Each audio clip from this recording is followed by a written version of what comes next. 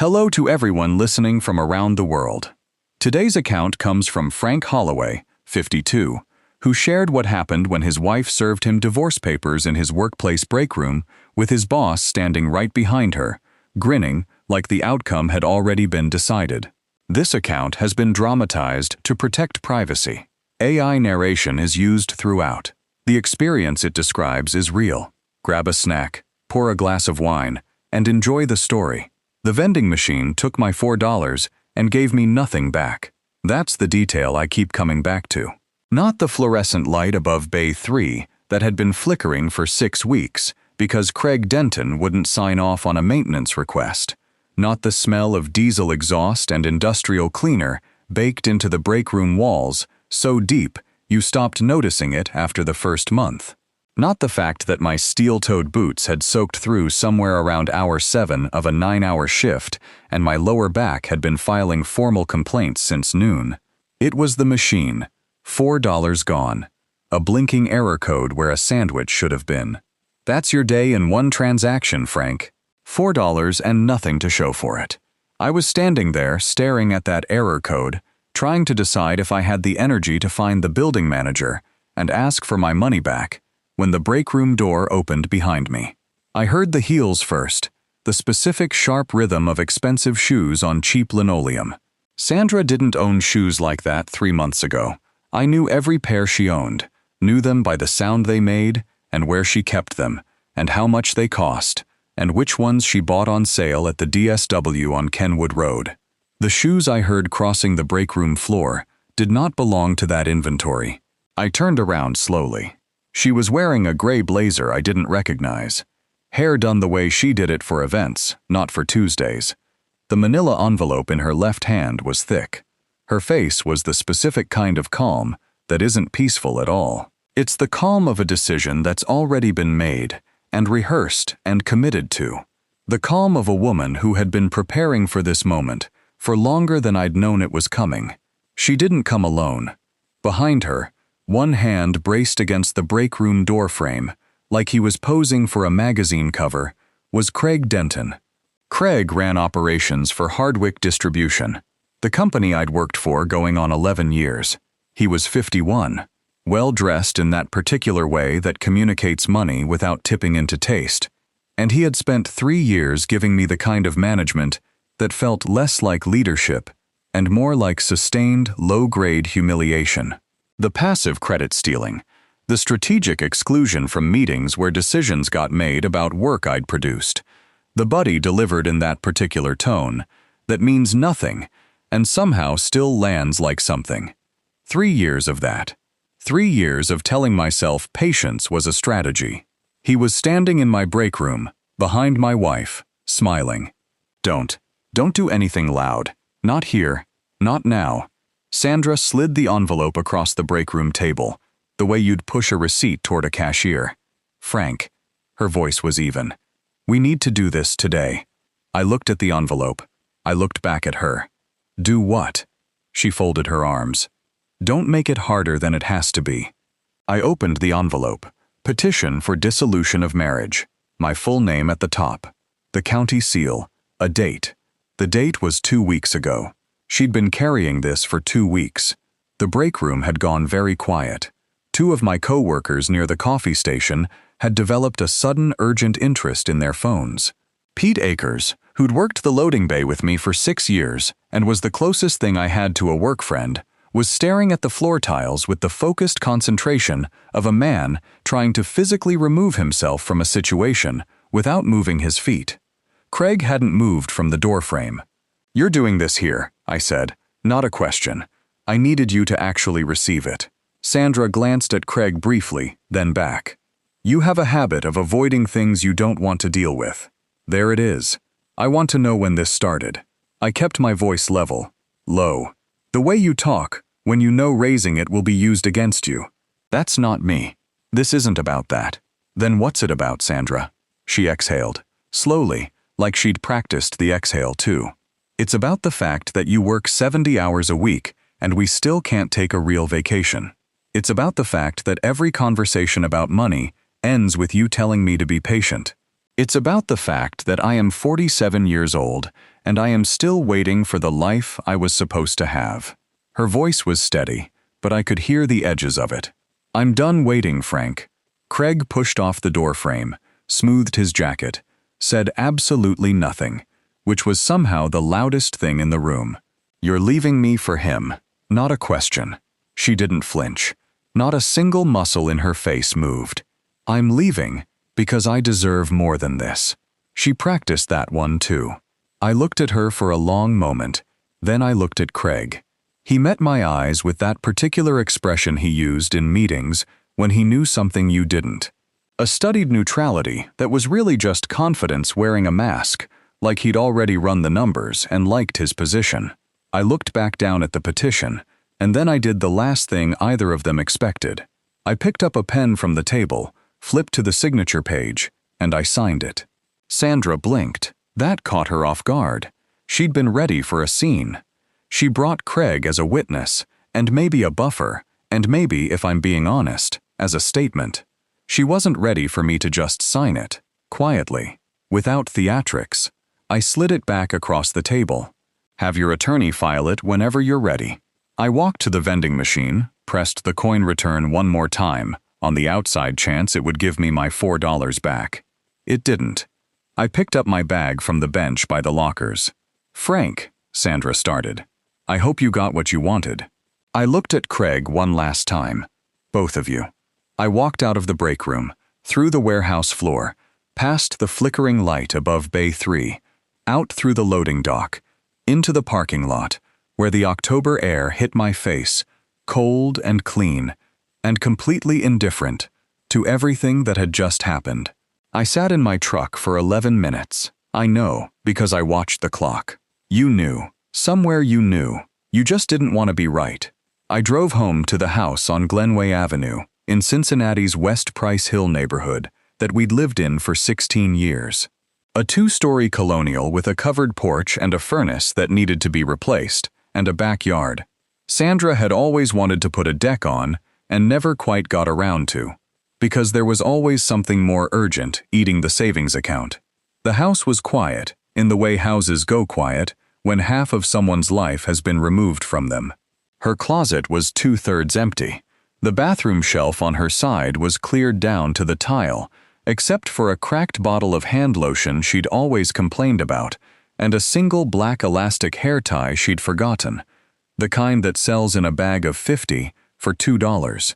The only thing she'd left behind that hadn't been part of the plan. I made coffee. I sat at the kitchen table. I stared at a stack of unopened mail I'd been ignoring for the better part of 3 weeks. And then, because I had nowhere to be, and nothing left to lose, and $4 that a machine had stolen from me, and no patience left for any of it, I opened the mail. Bills, a water notice, a dental reminder, a credit card statement I was not emotionally prepared for, and then, near the bottom of the stack, a thick cream-colored envelope, heavy paper, my full legal name printed across the front, in a serif font that looked like it charged by the letter, Frank Raymond Holloway, a name I almost never used. A name that lived on my birth certificate and my military discharge papers and nowhere else.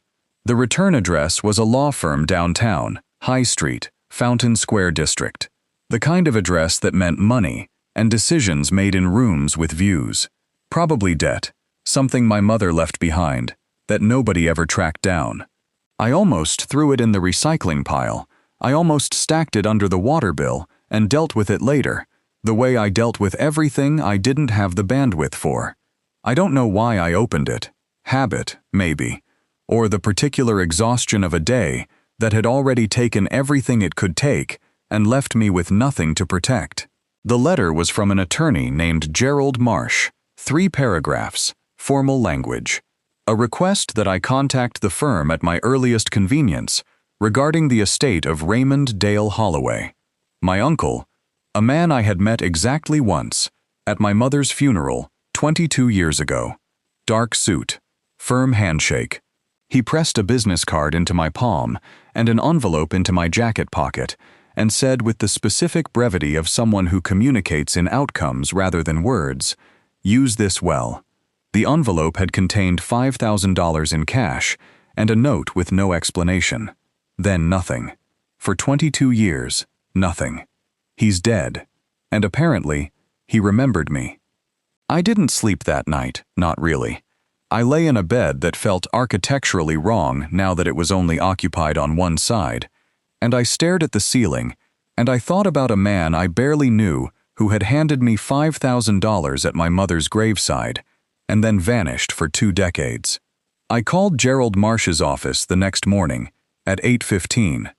He answered himself. "Mr. Holloway," he said, "thank you for calling. Can you come in?" "When?" "Today, if possible." Something in the way he said it. "I can be there by 10, I said. "If you've been listening for a while and want stories like this to keep coming, it really helps if you hit that like button and subscribe. 97% of people never do, but it's what keeps this whole thing running.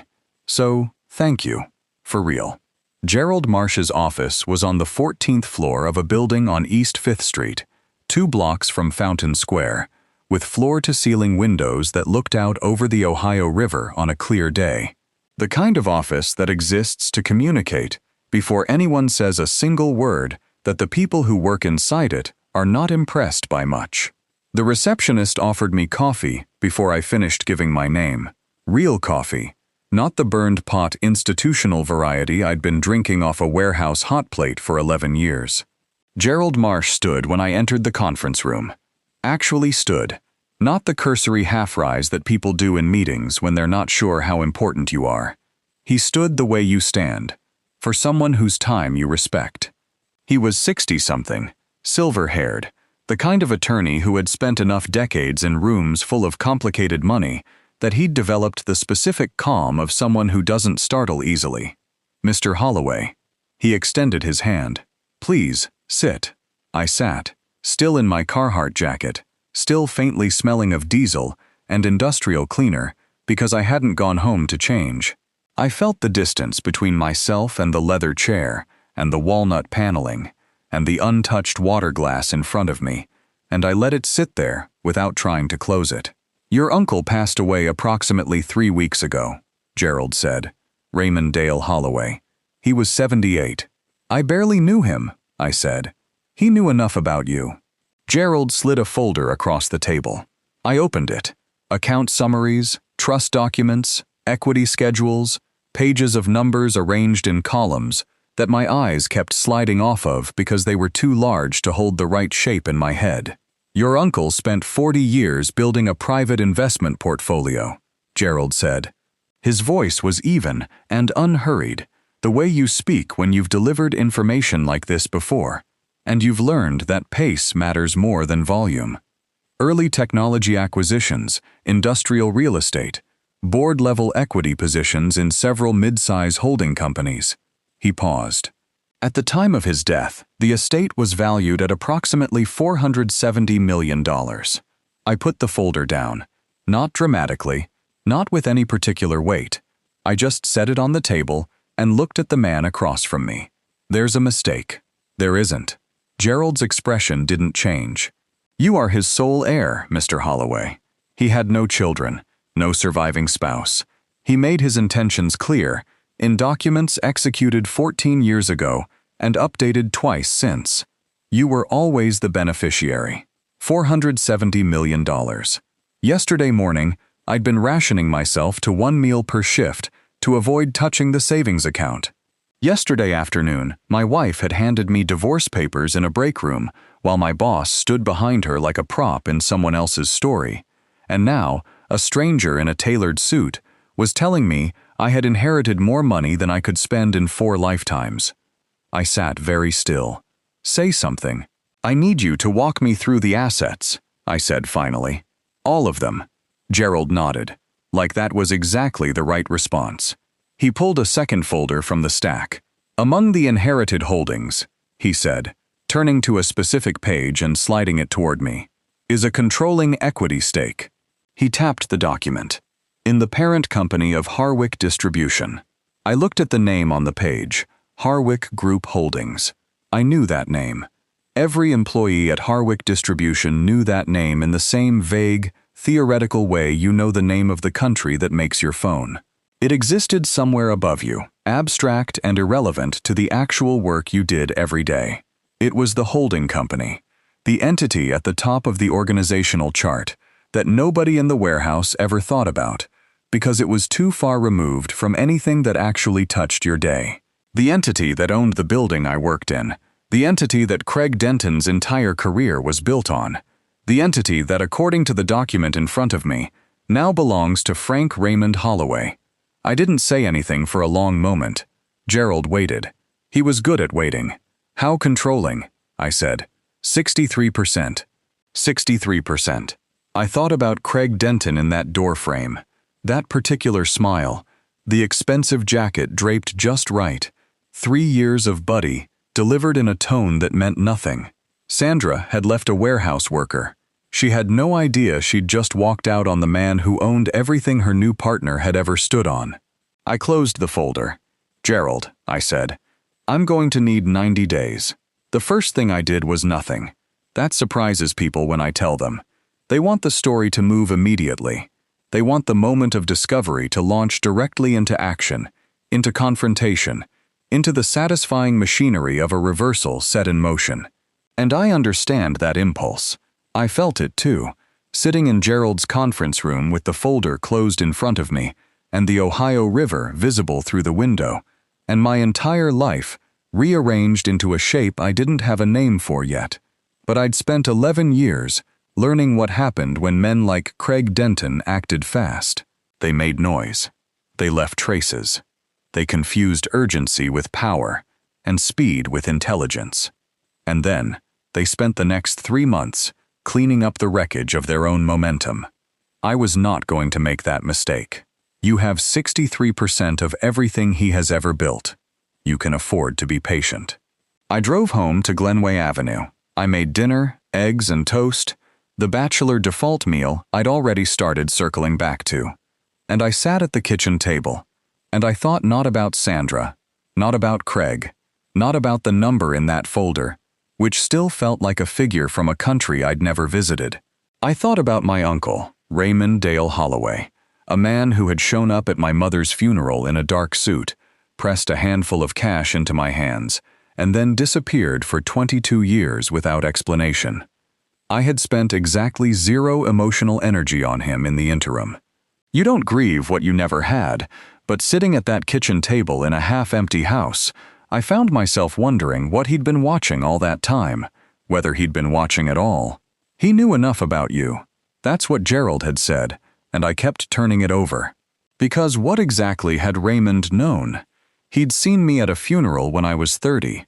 He'd sent $5,000 and a note with no explanation, and then apparently he'd spent 14 years making legal arrangements to hand me his entire estate. What does a man see in another man that makes him certain across decades and distance and silence? I didn't have an answer, but I thought about it for a long time in the quiet of a house that had gotten very honest very quickly. The next morning, I went back to work. Pete Akers met me at the locker room door with the expression of a man who had witnessed a natural disaster and wasn't sure if the survivor wanted to discuss it. "Frank," he clapped me on the shoulder. "You don't have to be here. I know. Craig's been too." He stopped, recalibrated. "The vibe in there is weird. When isn't it?" I worked my shift. I answered emails. I processed inventory. I interacted with Craig Denton in exactly the same way I always had, with the measured professional neutrality of a man who knew his place in the organizational structure and accepted it without complaint. Craig didn't avoid me. He was too confident for avoidance. He gave me the same half-smile he always gave me, and once, passing in the corridor outside the loading bay, he squeezed my shoulder in a gesture that was meant to communicate sympathy, but actually communicated something closer to triumph. "Keep smiling, Craig. You've got 90 days left of this." I called Gerald from the parking lot that evening. "I want the full audit. The full audit of the Harwick Holdings, all of it. Every division, every contract, every vendor relationship, every board resolution, going back 5 years. I want the physical facilities inspected, The HR records reviewed. The safety compliance documentation pulled. A pause. That's a significant undertaking. I know. Start Monday. The audit was conducted through an independent firm Gerald retained. They operated quietly at the holding company level, which meant the operational teams, including Craig Denton, had no mechanism for knowing it was happening. From Craig's perspective, the quarterly review processes continued as normal. From mine, I was reading sworn financial statements every evening at the kitchen table that was beginning to collect a second purpose. What we found was not surprising. That was the thing that stayed with me as the weeks accumulated. None of it was surprising. Craig Denton had been running Harwick Distribution the way a certain kind of man runs things when he believes no one with real authority will ever look his direction. Vendor contracts awarded to companies with interesting ownership structures, safety compliance reports that had been massaged in the direction of acceptability, injury documentation that had been delayed, reduced, or in 3 cases, not filed at all, HR settlements, 4 of them in 5 years, that had been buried in operational expense lines with no board disclosure, executive bonus structures that have been quietly adjusted upward, while budget requests from the warehouse floor, including Pete Akers' 3-year request for replacement safety harnesses, had been denied.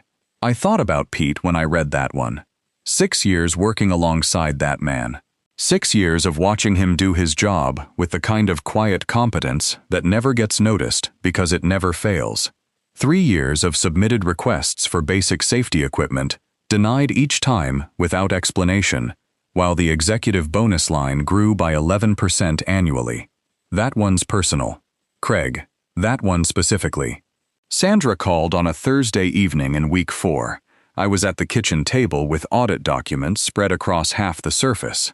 I let it ring 4 times before I picked up. Frank. Her voice had a careful quality. Measured. She'd been thinking about what to say. I wanted to check that you're okay. I'm fine, Sandra. I know things happened fast, and I'm fine. A pause. I didn't want to be cruel. Didn't want to be cruel. She brought him to my workplace. I'm genuinely fine, I said. How are you? She seemed unprepared for the question. There was a brief silence in which I could hear her recalibrating. I'm good. I'm Days. Things are good. I'm glad. Are you still at the house?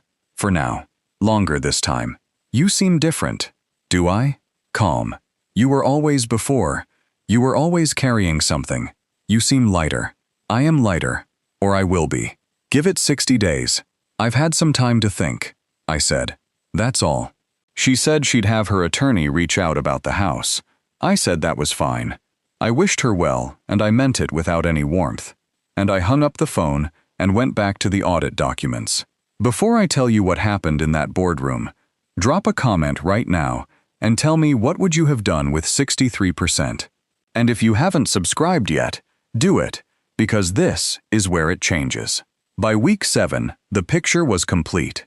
Gerald presented the findings in a 3-hour meeting that I attended in the same conference room where I'd first learned about the inheritance.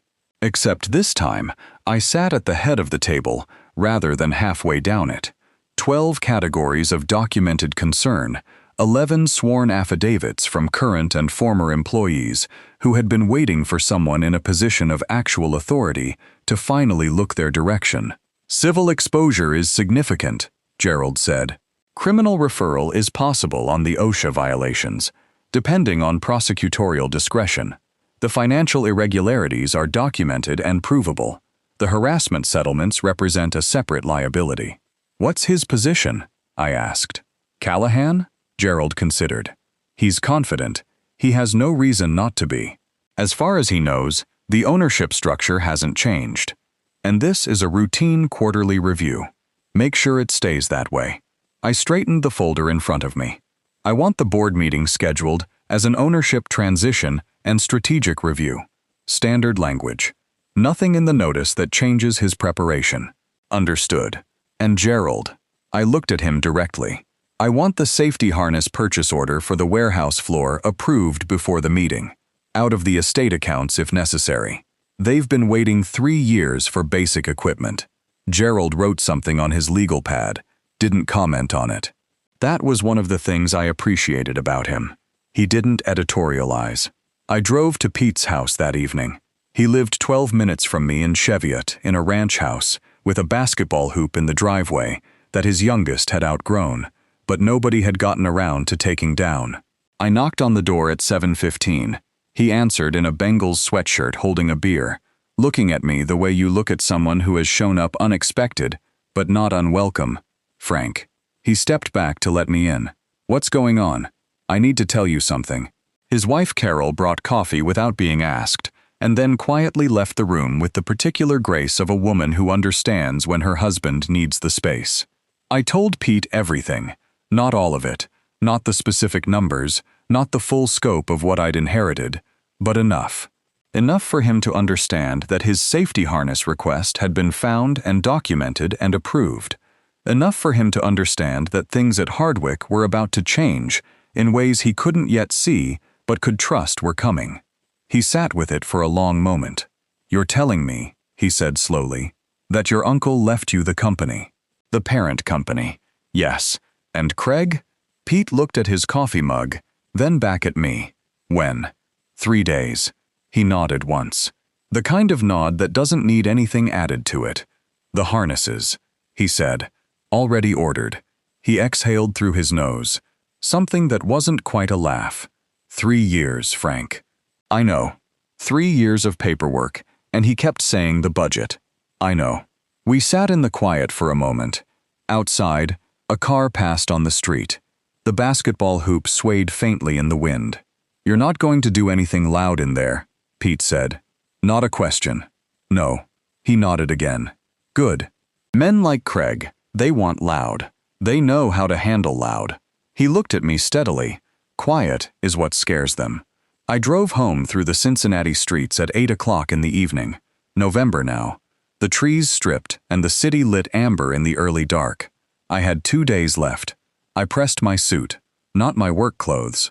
The gray suit I'd bought 6 years ago for Kevin Akers' christening and worn twice since. Once to a funeral and once to a charity dinner Sandra had wanted to attend. I'd had it cleaned and pressed at the dry cleaner on Harrison Avenue and picked it up that afternoon and hung it on the back of the bedroom door. And I looked at it for a while before I turned the lights off. Tomorrow. I slept better than I had any right to. It rained the morning of the board meeting. Not soft rain, the particular driving November rain that comes off Lake Erie and moves down through Ohio with the specific intent of making everything gray and honest. The kind of weather that strips away whatever version of yourself you are maintaining and leaves only what's actually underneath. I stood at the bathroom mirror at 6:15 in the morning and looked at the face of a man who had worked 11 years in a warehouse and spent 90 days preparing to walk into a room he had every legal right to enter. And I felt something I didn't have a precise name for.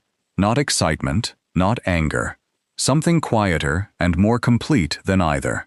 The specific internal stillness that comes when you have finished preparing, and the only thing left is to begin. I put on the gray suit. I drove downtown. I found parking on 4th Street and walked the 2 blocks to the Harwick Group Holdings corporate offices in the rain, without an umbrella, because I hadn't thought to bring one, and I wasn't going back for it.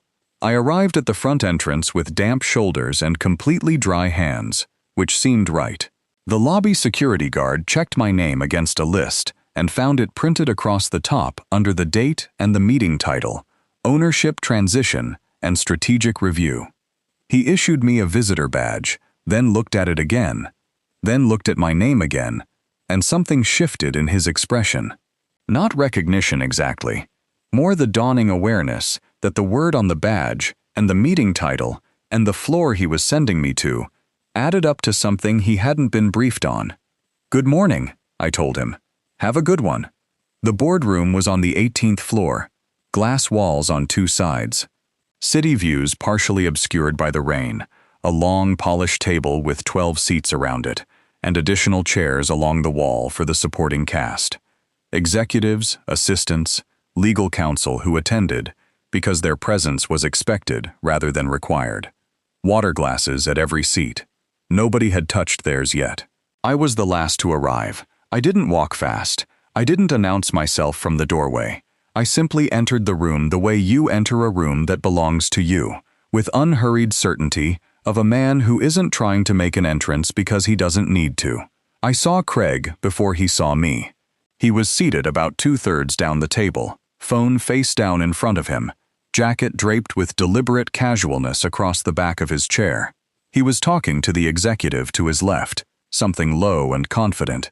Whatever executives say to each other before meetings begin, the small performances of authority. His posture said, "I belong here." His expression said, "This is routine." Then his peripheral vision caught me. He turned. Full recognition took about 2 seconds. First the glance, the automatic dismissive sweep he gave everyone who walked through a door, the neural shortcut of a man who had long ago sorted the world into people worth his attention and people who weren't.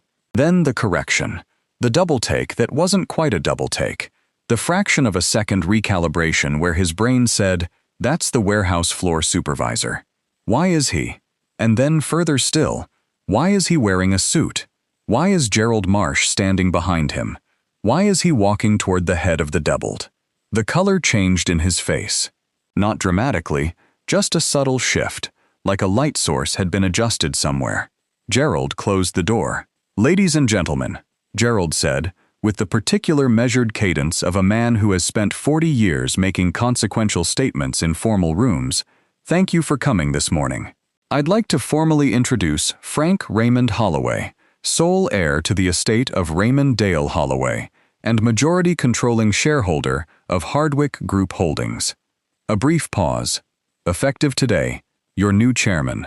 The silence that followed was not polite silence.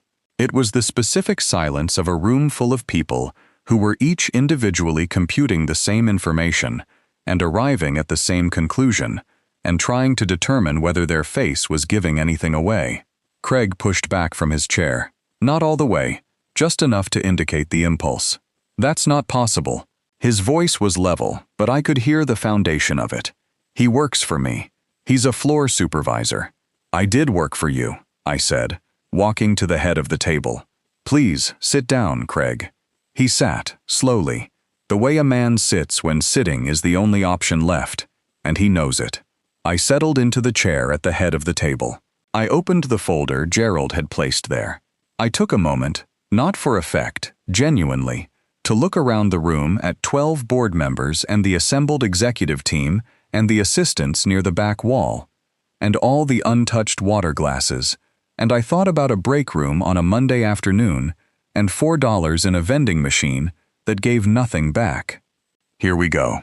Over the past 90 days, I said, I authorized a full internal audit of every operational division under Hardwick Group Holdings. I want to be direct about what we found, because I think directness is the only thing that serves everyone in this room." I clicked the remote. The first slide appeared on the screen at the end of the room. Hardwick Distribution, the operational subsidiary most of you know best, is by a considerable margin the most significantly compromised entity in this portfolio. The first slide was vendor contracts, clean charts, specific numbers, ownership trails documented to their conclusion. I walked through it without editorializing. Facts had their own momentum if you gave them room to move. The second slide was safety compliance, the OSHA documentation, the 3 injury incidents that had not been properly reported, the timeline of those incidents relative to the timeline of the executive bonus adjustments. By the third slide, nobody in the room was performing normalcy anymore. Craig's jaw was set. He was running calculations behind his eyes. I could see it.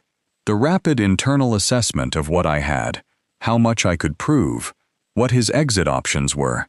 He had the look of a man who had never genuinely believed this day was possible and was now having to integrate its arrival in real time. "These numbers are being misrepresented," he said sharply during the third slide. "You don't understand the operational complexity." "I understand enough," I said without raising my voice, "to know that you approved a personal compensation adjustment of $42,000 11 days after you denied a replacement safety harness order for the warehouse floor team, a harness order that had been submitted annually for 3 consecutive years. I let that sit for a moment. Pete Akers submitted that request the first time in October of 2021. You denied it each time as a budget concern. The room was completely still. I kept going. Sworn testimony from 6 former employees, bank records, contract trails with documented conflicts of interest, HR suppression memos, actual memos written in Craig's own email account advising the HR director on how to minimize the footprint of 3 separate settlement agreements. Names, dates, dollar amounts, signatures. I didn't raise my voice once. I didn't need to. Evidence properly organized and patiently delivered doesn't need volume.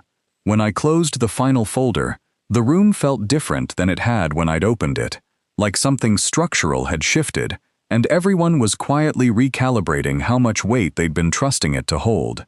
Craig, I looked at him directly. Your employment with Harwick Group Holdings is terminated effective immediately for cause. You are barred from all company premises. Your access credentials will be revoked as of the close of this meeting. Severance is denied per the cause provisions of your employment agreement, and this matter is being referred to our legal counsel for assessment of civil and potential criminal liability. He stood up so fast, his chair rolled back and hit the wall. This is personal. His voice had lost its management tone. It was just a voice now. This is about your wife. This is revenge. I looked at him. No, I said. This is what accountability looks like when the right person finally has the authority to require it. I glanced toward the door. Security is outside. He left. Not gracefully, but he left. The board meeting concluded 90 minutes later with a unanimous resolution formalizing the ownership transition and authorizing a full operational review of all Harwick subsidiaries. Gerald handled the procedural elements with the efficiency of someone who had prepared for every contingency.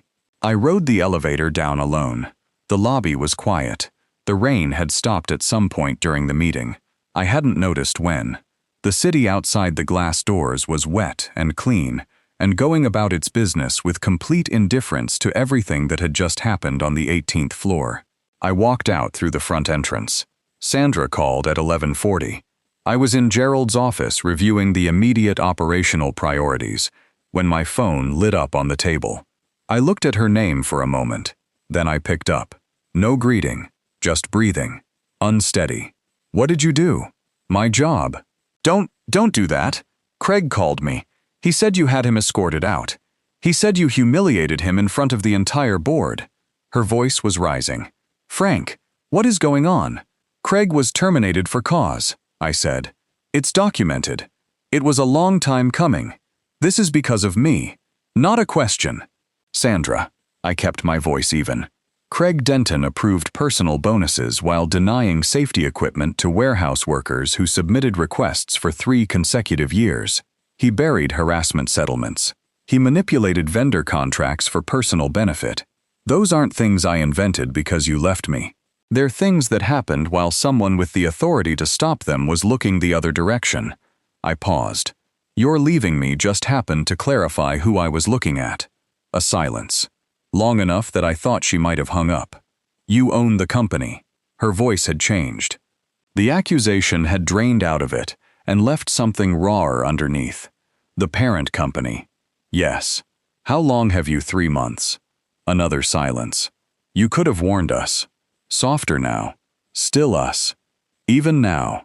Standing in the wreckage of everything, she still spoke in a plural that included a man who was currently being legally reviewed for fraud. I owed the employees a fair process, I said. I owed the company its integrity. I didn't owe either of you anything I wasn't legally required to provide. She didn't respond.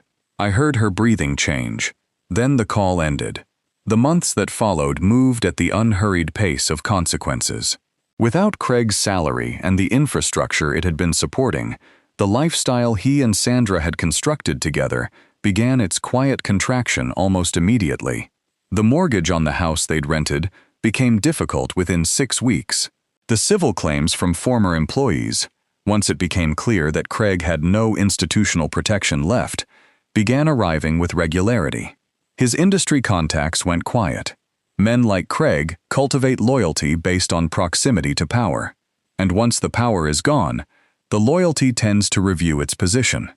I heard from Pete Akers that the replacement safety harnesses arrived at the warehouse the week after the board meeting. He texted me a photo of them stacked in the equipment room, 14 sets, clean and orange, and completely unremarkable, the way basic safety equipment should be. That photo stayed in my phone longer than anything else from that period. Sandra called once more, about 6 weeks after the board meeting. I was sitting on the covered porch of the Glenway Avenue house, drinking coffee in the early evening, watching the neighborhood go through the motions of a Tuesday in December. She called, and I picked up, because there was nothing left that call could do to me. "I made a mistake," she said quietly, without the prepared quality of the previous calls, just the exhausted honesty of someone who had run out of alternative explanations. I let the silence sit between us for a moment. Some things deserve room.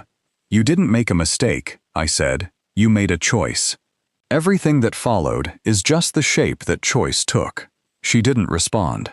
I heard her breathing, then nothing. I set the phone on the arm of the porch chair and watched a car pull into a driveway 3 houses down. A woman got out with grocery bags. A dog appeared at the front door. Ordinary Tuesday evening on an ordinary street. This is what the other side of it looks like. Not triumph, just Tuesday. I've thought about what I would tell someone else in that break room, standing at the machine that just took their money and gave them nothing, watching the door open and the life they thought they had walk in wearing shoes they don't recognize. Here is what I would tell them. The thing that nearly destroyed me wasn't the divorce. It wasn't Craig standing in that doorway. It wasn't 11 years of overtime and patience and strategic deferral that nobody above me ever noticed or rewarded. It was the story I'd been telling myself about what those things meant. That quiet equals invisible. That patience equals powerlessness. That the man who doesn't make noise in a break room has nothing left to say. That story was wrong. Power isn't volume. It isn't the man in the expensive jacket standing in the doorway with his arms crossed and his expression rehearsed. Real power, the durable kind, the kind that doesn't require an audience, is the ability to wait until the room is right and then walk to the head of the table without breaking stride. I didn't become powerful when I signed those inheritance documents. I became powerful when I decided standing in that parking lot with 11 minutes on the dashboard clock and nothing left to lose that I wasn't going to respond to that break room with noise. What Craig Denton never understood about men like me, men who work 9-hour shifts in steel-toed boots and process inventory reports and sign for $4 sandwiches from machines that steal their money, is that we are not invisible because we are powerless. We're invisible because we're patient. And patience, when it finally moves, doesn't announce itself. It just shows up at the head of the table, already seated, already decided, wondering, calmly, why it took this long for everyone else to catch up. Sandra handed me divorce papers like I was the end of something. What she didn't know was that she'd handed them to a man who already owned everything she thought she was running toward. She found out, eventually. By then, I was already somewhere else. If you liked this story, join our community by hitting that like button and subscribing for more family-centered account like this.